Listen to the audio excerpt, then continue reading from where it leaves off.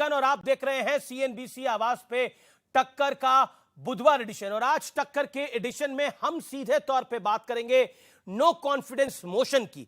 No confidence motion लेके आया जा रहा है, इसके क्या मायने हैं, इस पे बड़ी पॉलिटिकल चर्चा आज सीएनबीसी आवाज के टक्कर के आज के एडिशन में।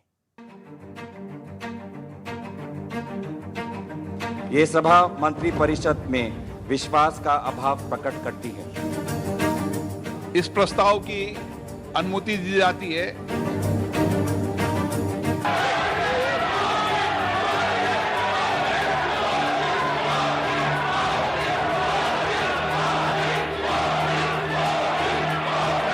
आजकल शिव भक्ति की बातें हो रही हैं।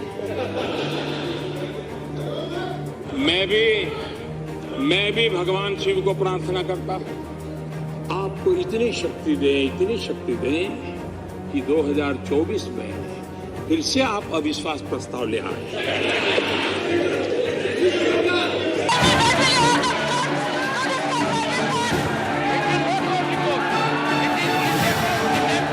सियासी समय चक्र का पहिया एक बार फिर 2018 का इतिहास दोहरा रहा है।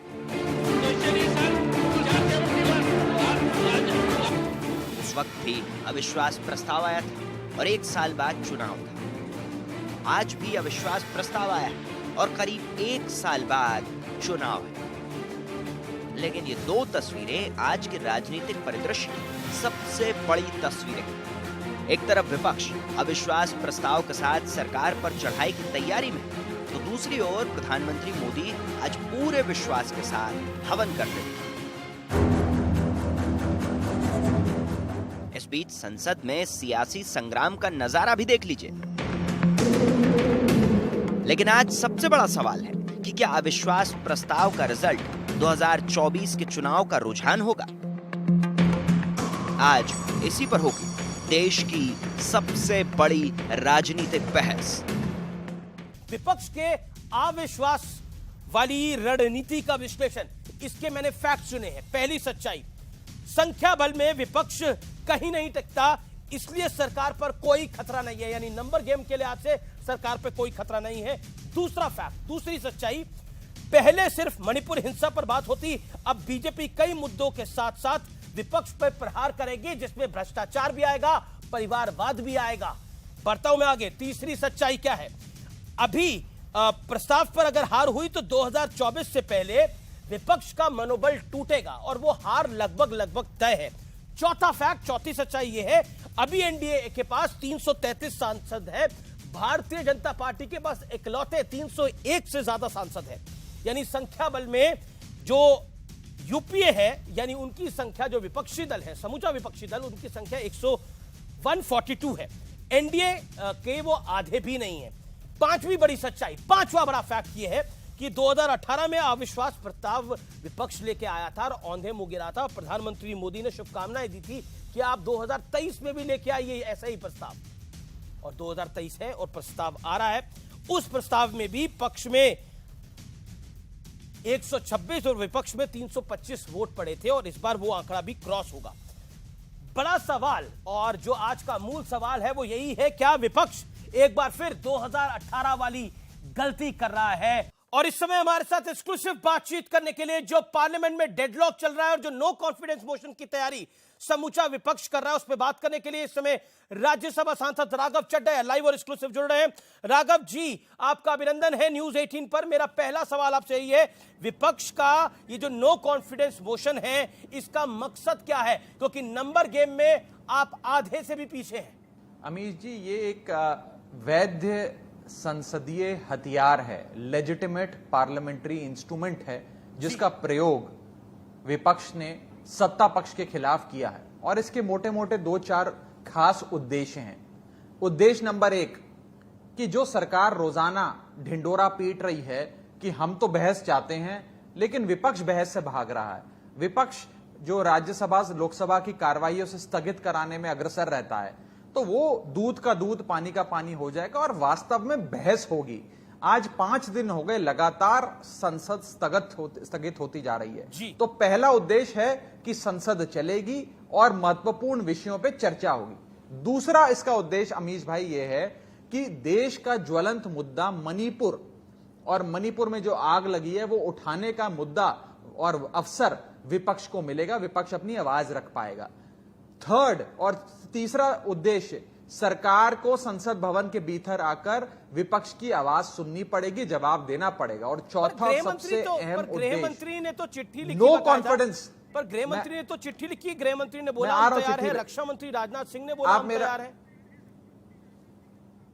आप मेरा चौथा उद्देश्य सुन लीजिए, फिर मैं इस पे आ जाता हूं। चौथा और आखिरी उद्देश्य जी सर, इस नो कॉन्फिडेंस मोशन का, चाहे संख्या बल सत्ता पक्ष के पास हो या विपक्ष के पास हो, अल्टीमेटली इस नो कॉन्फिडेंस मोशन का क्या नतीजा होगा उससे कोई खास फर्क नहीं पड़ता। लेकिन चौथा और सबसे अहम लक्ष्य यह है कि नो कॉन्फिडेंस मोशन जब समाप्ति की ओर होता है तो देश के प्रधानमंत्री लोकसभा के भीतर आकर अपना जवाब देते हैं, राष्ट्र के नाम या संसद के नाम अपना संबोधन देते हैं और मणिपुर जैसे ज्वलंत मुद्दों पर प्रधानमंत्री जी को बात रखनी पड़ेगी। चौथा उद्देश्य। जहां तक अमित शाह जी की चिट्ठी की बात है और बीजेपी की तरफ से कहा जा रहा है कि हम सदन चलाना चाहते हैं, देखिए चिट्ठियों और अखबारों में खबरें प्लांट करने की बजाय विपक्ष के तमाम साथी, हम लोग राज्यसभा में रोज 267 रूल के अंतर्गत नोटिस दे रहे हैं कि मणिपुर पर चर्चा कराओ, चर्चा कराओ, चर्चा कराओ। कल 50 से अधिक नोटिस आए थे, आज 40 से अधिक नोटिस आए हैं, लेकिन एक भी नोटिस स्पीकर साहब या चेयरमैन साहब स्वीकार नहीं कर रहे हैं। आप समझिए मैं क्या कह रहा हूं, राज्यसभा के 25% से ज्यादा सदस्य एक स्वर में लिखित तौर पे चेयरमैन को नोटिस सौंप रहे हैं कि बहस कराओ। अगर सरकार बहस कराना चाहती है तो हमारे नोटिस पे जवाब दे, हमारे नोटिस को स्वीकार करे। जी, सरकार क्यों नहीं करती? आप कह रहे हैं कि चिट्ठियों से काम नहीं चलता, खबरें प्लांट कराने से नहीं काम चलता। बिल्कुल, खबरों में जो है उससे काम नहीं चल रहा। लेकिन लोकसभा में गृह मंत्री अमित शाह ने बोला, राज्यसभा में leader of the house Piyush Goyal हैं, उन्होंने बोला। मतलब सरकार कह रही है कि हम चर्चा को तैयार हैं, लेकिन विपक्ष कह रहा है कि हम एक फलाने 267 रूल के अंदर ही चाहते हैं कि इसकी ये पूरा मामला सुना जाए। सरकार कह रही है कि अगर मणिपुर पे बात होगी तो राजस्थान में जो मामले हैं उनकी भी बात होगी, छत्तीसगढ़ में जो मामले हैं उनकी भी बात होगी, बंगाल में निर्वस्त्र करके लड़कियों को घुमाया गया उसकी भी बात होगी। दो बिंदु, जी सर। बंगाल, राजस्थान, छत्तीसगढ़, जहां जहां भी हैवानियत या दरिंदगी भरी घटनाएं हुई हैं उसकी निंदा होनी चाहिए, उस पर चर्चा होनी चाहिए और दोषियों को कड़ी से कड़ी सजा मिलनी चाहिए।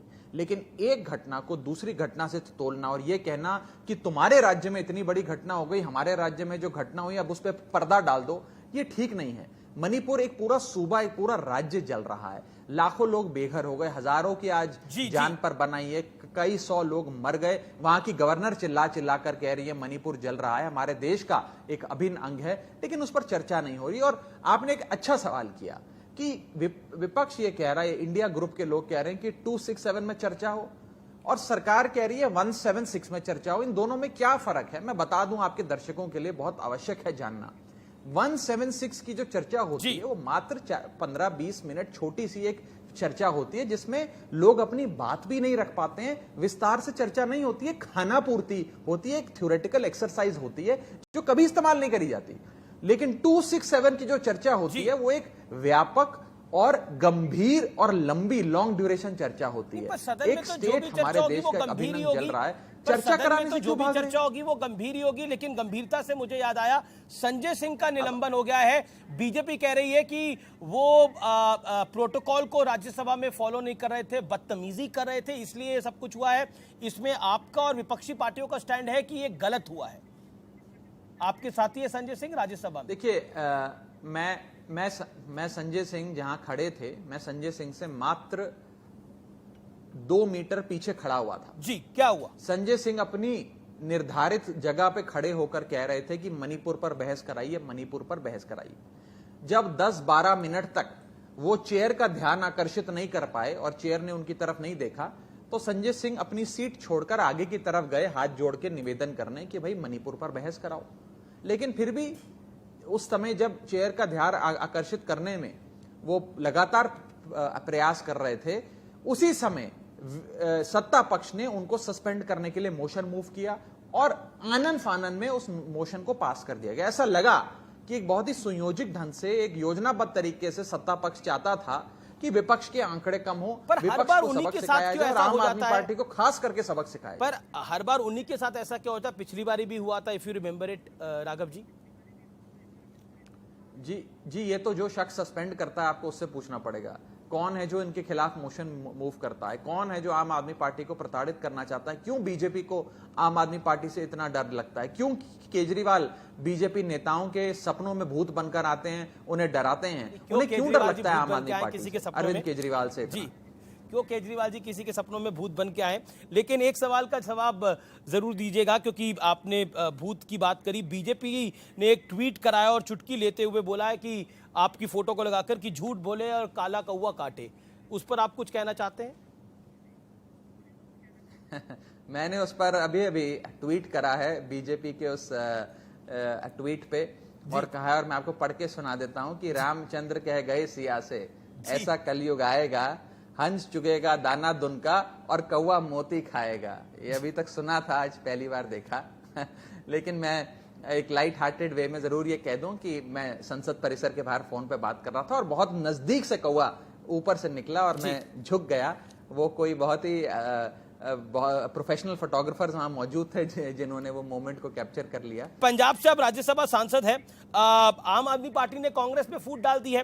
कांग्रेस की सेंट्रल लीडरशिप तो आपके साथ है, यानी, और पंजाब की जो लीडरशिप है वो कह रही है, कई तरह के सवाल खड़े कर रही है। क्या आपको लगता है दिल्ली में भी एग्जैक्टली यही हाल है? क्या आप कहना चाहते हैं? देखिए, राज्य बात करने की बजाय और कौन से नेता ने क्या बयान दिया, मैं उसकी डिटेल में जाने के बजाय ये जरूर कहूंगा कि एक इंडिया नामक एक जो समूह बना है अमीश जी, इसके अंदर 3 म से शुरू होने वाले शब्दों को दरकिनार किया गया है। पहला है मतभेद, दूसरा है मनभेद और तीसरा है महत्वाकांक्षा। मनभेद, मतभेद और महत्वाकांक्षा रही होंगी, लेकिन इन सबको दरकिनार किया और एक बड़े लक्ष्य की ओर हम अग्रसर हैं। जाहिर सी बात है कि इन राज्यों में कई राजनीतिक दलों के बीच आपस में टकराव रहा है, चुनाव लड़े हैं और बड़ी मजबूती से एक दूसरे के खिलाफ लड़ाइयां लड़ी। लेकिन अभी भी लड़ रहे हैं। लेकिन जब देश पे आक्रमण होता है तो परिवार के तमाम लोग एकजुट हो जाते हैं। अगर परिवार पे हमला होता है, ये इंडिया रूपी हमारा परिवार है। दिल्ली का बिल आ रहा है सोमवार को, क्या तैयारी है? क्योंकि नंबर गेम में एनडीए बहुत आगे है, राज्यसभा में भी और लोकसभा में भी। ये दिल्ली के 2 करोड़ लोगों का अपमान है और मैं आपको कहना चाहूंगा, सिर्फ दिल्ली के लोगों का या लोकतंत्र का अपमान नहीं है, देश के सुप्रीम कोर्ट का अपमान है, जिसके फैसले को, संवैधानिक पीठ के सर्वसम्मति के फैसले को 1 हफ्ते के भीतर पलटने का काम शायद भारत के इतिहास में पहली बार हुआ। सारे लोग मिलकर अमीश भाई इस बिल के खिलाफ वोट देंगे, इस बिल को परास्त करेंगे और सारी पार्टियां और सारे लोग जो चाहते हैं कि देश में लोकतंत्र बचा रहे, संविधान की रक्षा हो, संघीय ढांचे की रक्षा हो, वो हमारे साथ खड़े हैं। जी, बहुत बहुत शुक्रिया आज इस खास दिन पर।